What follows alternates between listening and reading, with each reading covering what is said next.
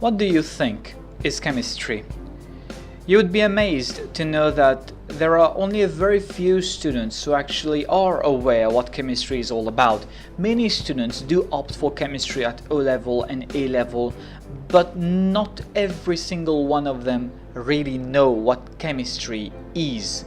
Many a times we tend to think of chemistry as a subject involving an old chemist doing some kind of mysterious experiment in an isolated laboratory.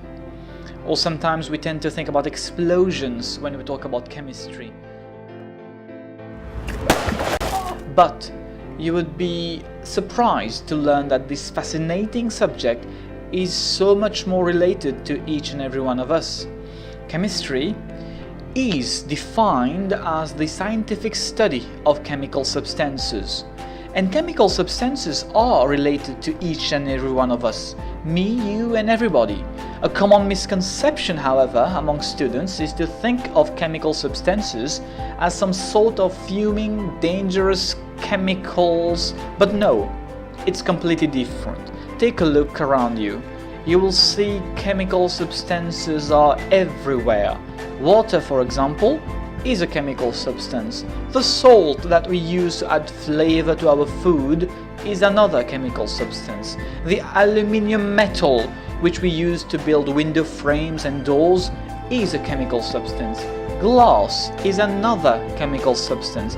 The medicinal drugs that we take in case of illnesses or as supplements are chemical substances. So, the work of the chemist is to study those chemical substances, to study their properties. And why? So that we can make very good use of them in our daily lives, to find their applications in our daily lives.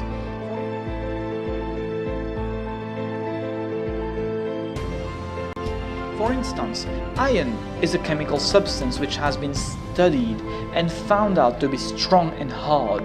Therefore, we use this substance in construction. Likewise, copper is another chemical substance which has been found to be a good conductor of electricity. This is why we use copper in electrical wires. Like these, there are so many examples that we can think of and ponder upon. Now, coming to those chemical substances, there are two types of chemical substances, and these are elements and compounds. It's just like a Lego game.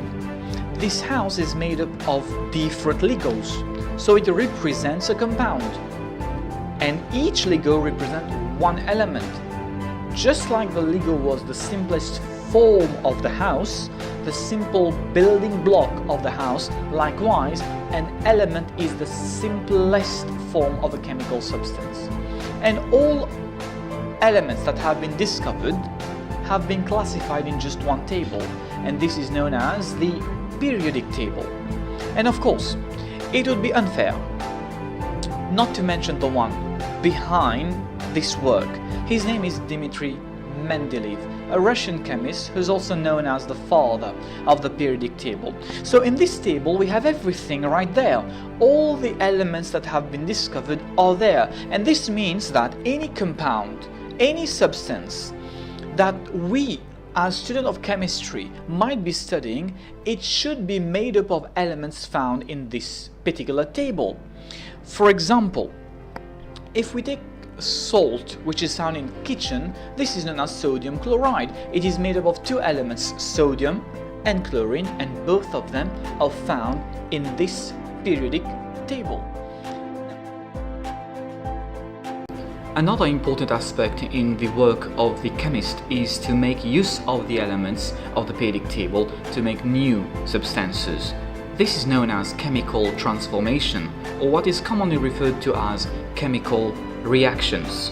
There are many examples in our daily lives where we use substances made from chemical reactions. One example includes margarine, which we used in bread to eat. Another example is soap, or plastic, or medicinal drugs. All these substances have been manufactured chemically. Like these, there are so many examples of substances that we use in our daily lives that has been made from chemical transformation. And this leads us to this very important question.